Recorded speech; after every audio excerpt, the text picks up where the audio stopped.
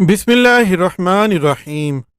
शुरू अल्लाह के बाबरकत नाम से जो दिलों के राज खूब जानता है। सभी नाजरीन को अस्सलामु अलैकुम।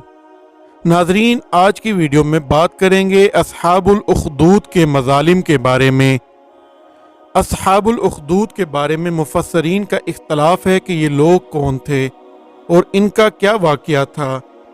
इस बारे में हज़रत सुहैब रज़ी अल्लाह ताला अन्हु से रिवायत है कि अगली उम्मतों में एक बादशाह था जो खुदाई का दावा करता था और एक जादूगर उसके दरबार का बहुत ही मुकर्रब था। एक दिन जादूगर ने बादशाह से कहा कि मैं अब बूढ़ा हो चुका हूँ, लिहाजा तुम एक लड़के को मेरे पास भेज दो ताकि मैं उसको अपना जादू सिखा दूँ। चुनाचे बादशाह ने एक होशियार लड़के को जादूगर के पास भेज दिया। लड़का रोजाना जादूगर के पास आने जाने लगा, लेकिन रास्ते में एक ईमानदार राहिब रहता था। लड़का एक दिन उस राहिब के पास बैठा तो उसकी बातें लड़के को पसंद आ गईं। चुनाचे लड़का जादूगर के पास आने जाने में रोजाना राहिब के पास बैठने लगा। एक दिन लड़के ने देखा कि एक बड़ा और मुहेब जानवर खड़ा इंसानों का रास्ता रोके हुए है। लड़के ने यह मंजर देखकर अपने दिल में कहा कि आज ये जाहिर हो जाएगा कि जादूगर अफजल है या राहिब। चुनाचे लड़के ने एक पत्थर उठाकर ये दुआ मांगी कि या अल्लाह ताला, अगर तेरे दरबार में ये मजहब जादूगर से ज्यादा मकबूल और महबूब है तो इस जानवर को इसी पत्थर से मकतूल फरमा दे। ये दुआ करके लड़के ने जानवर को इस पत्थर से मार दिया तो ये बहुत बड़ा जानवर एक छोटे से पत्थर से कत्ल होकर मर गया और लोगों का रास्ता खुल गया। लड़के ने राहिब से ये पूरा वाकया बयान किया तो राहिब ने कहा कि ऐ लड़के, अल्लाह ताला के दरबार में तेरा मर्तबा बुलंद हो गया है, लिहाजा अब तू अनकरीब इम्तिहान में डाला जाएगा, इसलिए किसी को मेरा पता न बताना और इम्तिहान के वक्त सब्र करना। इसके बाद ये लड़का इस कदर साहिब करामत हो गया कि इसकी दुआओं से मादरजाद अंधे और कोढ़ी शिफा पाने लगे। रफ्ता रफ्ता बादशाह के दरबार में इसका चर्चा होने लगा तो बादशाह का एक बहुत ही मुकर्रब हमनशीन जो अंधा हो गया था इस लड़के के पास बहुत से हिदाया और तहाइफ लेकर हाजिर हुआ और अपनी बिसारत के लिए दुआ का तालिब हुआ। तो लड़के ने कहा कि अगर तू अल्लाह ताला पर ईमान लाए तो मैं तेरे लिए दुआ करूंगा। चुनाचे वो ईमान लाया और लड़के ने इसके लिए दुआ कर दी तो फौरन ही वो अखियारा हो गया और बादशाह के दरबार में गया तो बादशाह ने पूछा कि तुम्हारी आंखों में बिसारत कैसे आ गई। तो मुकर्रब हमनशी ने कहा कि मेरे रब ने मुझे बिसारत अदा फरमा दी है। बादशाह ने गज़बनाक होकर कहा कि क्या मेरे सिवा भी तुम्हारा कोई रब है। तो उसने कहा कि हाँ, अल्लाह ताला मेरा और तेरा दोनों का रब है। बादशाह ने इसको तरह तरह की सजाएं देकर पूछा कि किसने तुझे ये बताया है। तो इसने लड़के का नाम बता दिया। फिर बादशाह ने लड़के को कैद करके उसको इस कदर मारा पीटा कि उसने राहिब का नाम बता दिया। बादशाह ने राहिब को गिरफ्तार करके उससे कहा कि तुम अपने अकीदे को छोड़ दो, मगर राहिब ने साफ साफ कह दिया कि मैं अपने इस अकीदे पर आखिरी दम तक कायम रहूंगा। ये सुनकर बादशाह आग बगोला हो गया और उसने राहिब के सर पर आरा चलवाकर उसके 2 टुकड़े कर दिए। इसके बाद बादशाह ने अपने मुकर्रब हमनशी के सर पर भी आरा चलवा दिया।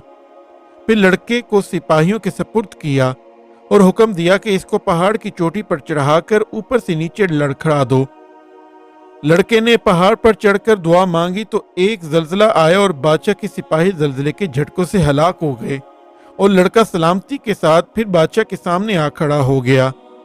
फिर बादशाह ने गैज़ो गज़ब में भरकर हुक्म दिया कि इस लड़के को कुश्ती पर बिठाकर समंदर में ले जाओ और समंदर की गहराइयों में ले जाकर इसको समंदर में फेंक दो। चुनाचे बादशाह के सिपाही इसको कश्ती में बिठाकर ले गए।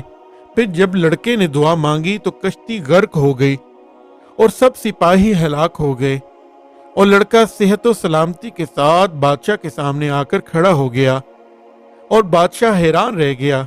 फिर लड़के ने बादशाह से कहा कि अगर तू मुझको शहीद करना चाहता है तो इसकी सिर्फ एक ही सूरत है कि तू मुझको सूली पर लटकाकर और ये पढ़कर मुझे तीर मार, बिस्मिल्लाहि रब्बिल गुलाम। चुनाचे इसी तरकीब से बादशाह ने इस लड़के को तीर मारकर शहीद कर दिया। ये मंजर देखकर हजारों के मजमे ने बुलंद आवाज से ऐलान करना शुरू कर दिया कि हम इस लड़के के रब पर ईमान लाए। بادشاہ غصے میں بوکھلا گیا اور اس نے گھڑا کھدوا کر اس میں آگ جلوائی۔ جب آگ کے شعلے خوب بلند ہونے لگے تو اس نے ایمانداروں کو پکڑوا کر اس کو آگ میں ڈالنا شروع کر دیا، یہاں تک کہ 77 مومنین کو اس آگ میں جلا ڈالا۔ آخر میں ایک ایمان والی عورت اپنے بچے کو گود میں لیے ہوئے آئی، اور جب بادشاہ نے اس کو آگ میں ڈالنے کا ارادہ کیا تو وہ کچھ گھبرائی، تو اس کے دودھ پیتے بچے نے کہا کہ اے میری ماں، صبر کر، تو حق پر ہے۔ بچے کی آواز سن کر اس کے ماں کا جذبانہ ایمانی بیدار ہو گیا اور وہ مطمئن ہو گئی۔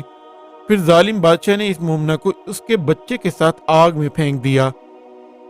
بادشاہ اور اس کے ساتھی خندق کے کنارے مومنین کے آگ میں جلنے کا منظر کرسیوں پر بیٹھ کر دیکھ رہے تھے اور اپنی کامیابی پر خوشی منا رہے تھے اور کہکے لگا رہے تھے۔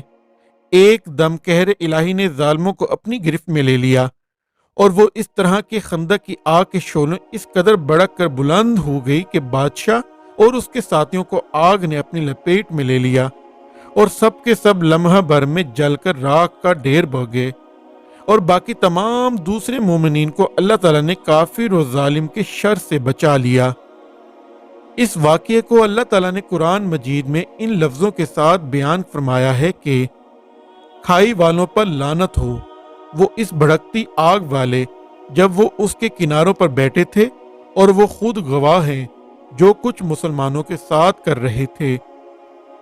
ناظرین، اس واقعے سے یہ ہدایت کا سبق ملتا ہے کہ عموماً خدا کی طرف سے امتحان ہوا کرتا ہے، اور بوقت امتحان مومنوں کا بلاؤں اور مصیبتوں پر صابر و شاکر ہونا انتہائی کامیابی کا منظر ہے۔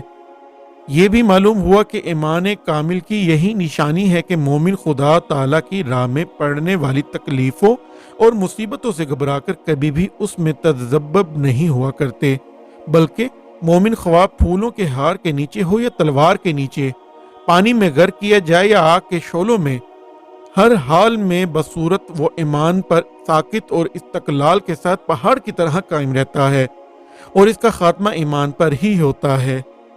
یہ وہ سعادت عظمیٰ ہے کہ جس کو نصیب ہو جائے اس کی خوش بختیوں کی معراج ہوتی ہے، اور وہ اللہ تعالیٰ اور رسول اکرم صلی اللہ علیہ وآلہ وسلم کی بارگاہ میں وہ کرب حاصل کر لیتا ہے کہ آسمانوں کے فرشتے اس کے اعلیٰ مراتب کی سربلندیوں کے مداح و ثنا خواہ بن جاتے ہیں۔ ناظرین، اسی دعا کے ساتھ اپنی ویڈیو کا اختتام کرتے ہیں کہ اللہ ہم سب کو اپنی ایمان میں لے لیں اور اپنے حبیب صلی اللہ علیہ وآلہ وسلم کے دین کے لیے لڑنے والوں کی مدد فرمائیں، اور ان کے ذریعے تمام امت کو کافروں کے ظلم سے نجات عطا فرما دیں اور ذلت سے نکال کر عزت عطا فرما دیں، اور ہماری اس جان کو اپنے دین کے لیے قبول مقبول فرما لیں۔ آمین۔ اللہ حافظ۔